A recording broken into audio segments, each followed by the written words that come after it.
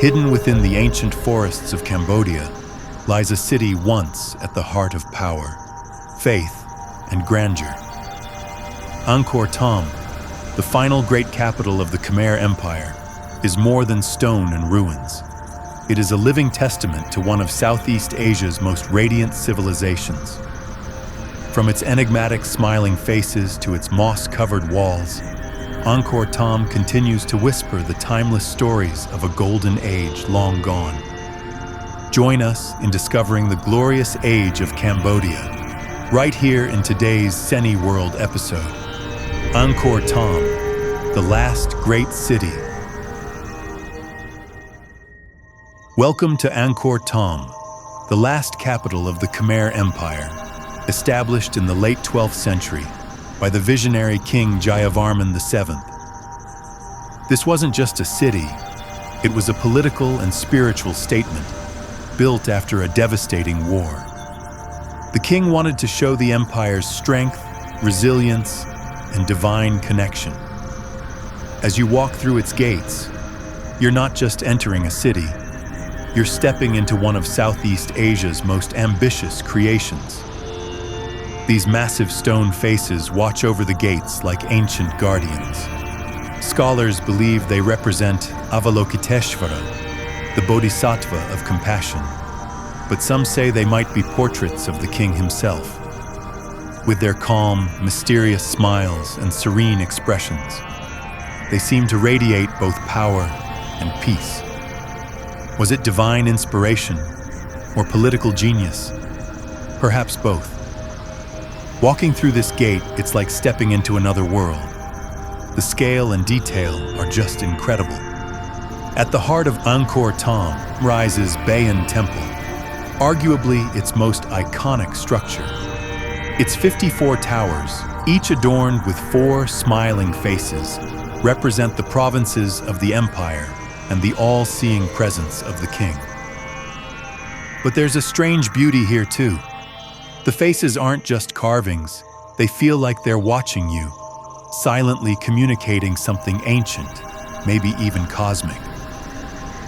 Look at these carvings. It's not just art. It's like the walls are telling you stories, real lives, real battles, frozen in stone.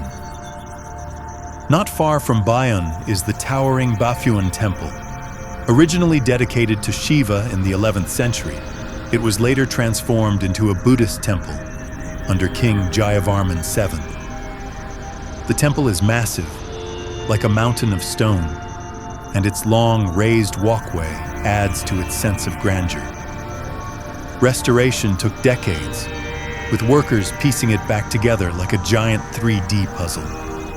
Walking here feels like walking through time. Wow, that climb was tough, but when you get to the top, it all makes sense. They weren't just building stuff, they were making something for the gods. You're standing on top of Baphuon. This used to be one of the most important temples in Angkor Thom. It was originally built for Shiva in the 11th century, way before Bayon. Later, they actually tried to convert it into a giant reclining Buddha. So yeah, not just architecture. This place has layers of history, religion, and crazy ambition built into every stone. Then there's the Terrace of the Elephants, 500 meters long and beautifully carved. It once served as a stage where the king observed military parades, dances, and royal processions. Picture this: golden umbrellas, ceremonial elephants, soldiers lined in formation, all moving through the heart of the empire while crowds watched from here. The carvings here are stunning. You see elephants with flowing trunks, garudas, lions, and even scenes of battle and celebration. It's not just decoration, it's storytelling in stone. And what's wild is that even after 800 years, these stories still speak to us. Over the centuries, nature slowly crept in, wrapping its roots around the stones, softening sharp lines with moss, and pulling down walls with silent strength. But that's what makes Angkor Thom even more magical. It's not frozen in time. It's alive. It breathes with the forest. Sitting here, I can't help but wonder about the lives of those who once walked these paths. Angkor Thom is more than ruins. It's a city that tells a story of ambition, war, faith, art, and power. Despite centuries of conflict, abandonment, and weathering, it still stands, a lasting symbol of Khmer ingenuity and spiritual vision. It challenges us to look back and wonder how much we've forgotten and how much still waits to be uncovered. They built this city from stone and belief. Centuries passed, empires faded, but these faces still smile.